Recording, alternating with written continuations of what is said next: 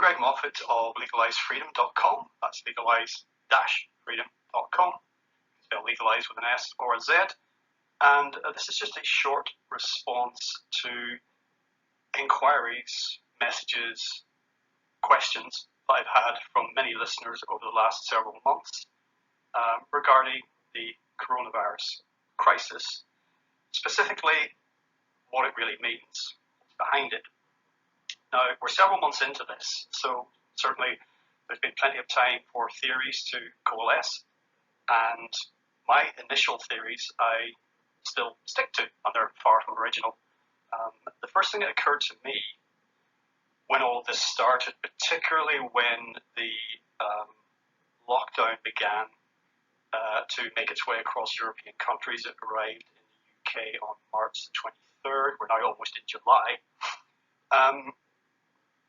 was that this was something to do with either the global financial system or in some way linked to climate change. And it may in fact be either of those or some combination of both, because they are interrelated, of course. Now, as I say, many other researchers, writers, broadcasters had the same basic ideas at the same time regarding the global financial system. Now, this is obviously debt-based, as most of you will understand, and the burden of debt by governments, corporations, non-governmental organizations, banks, even right down to small companies, individuals, that the level of debt overall globally has been rising for a long time, and most of our currencies are debt-based. So this is hardly surprising, and governments and a lot of households as well tend to spend more than they bring in. That racks up debt. Now, particularly around about the time of the financial crash in 07-08, there were lots of people writing and saying that the global debt bubble had become unsustainable and it was about to pop. And this is why governments around the world at that time threw all the money at banks in order to stop them, going bust. Some of them did, not very many. Too big to fail was the mantra at that time.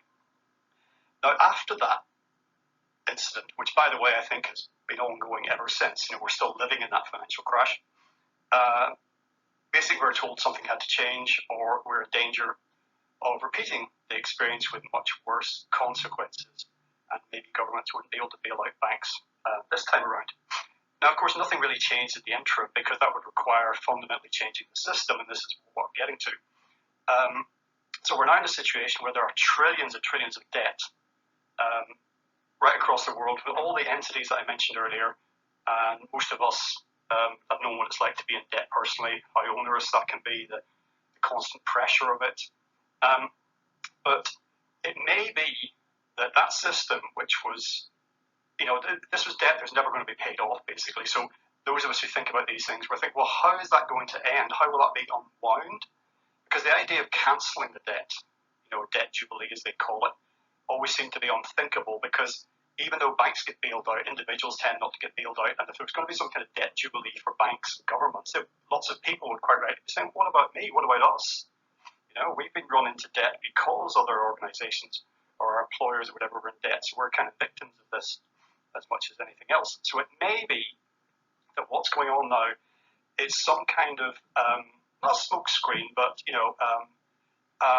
a chaotic situation in which all sorts of things can be achieved without many people noticing or paying attention. Those of us who are old enough to have lived through 9/11 will remember never letting a good crisis go to waste and all that. And we are still today living with things that were implemented at the time of 9/11, many of which, young adults born after 9/11 have got no idea why they're taking their shoes and belts off in the airports, or why you can't take a bottle of water through security. But apparently the security people's idea is you take all these potential bombs and put them in a big box just over there, and then suddenly they're neutralized. Of course they're not.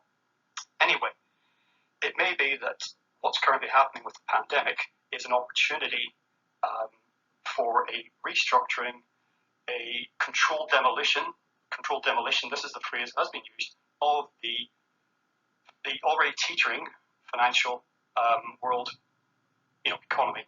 This can be done under cover of this, or be used as a justification for it. Well, because obviously governments are now throwing trillions at institutions and individuals to support businesses and banks and corporations during this time. Well, we had to do it because of the pandemic. Therefore, but it's now left us in a terrible position. We'll have to restructure.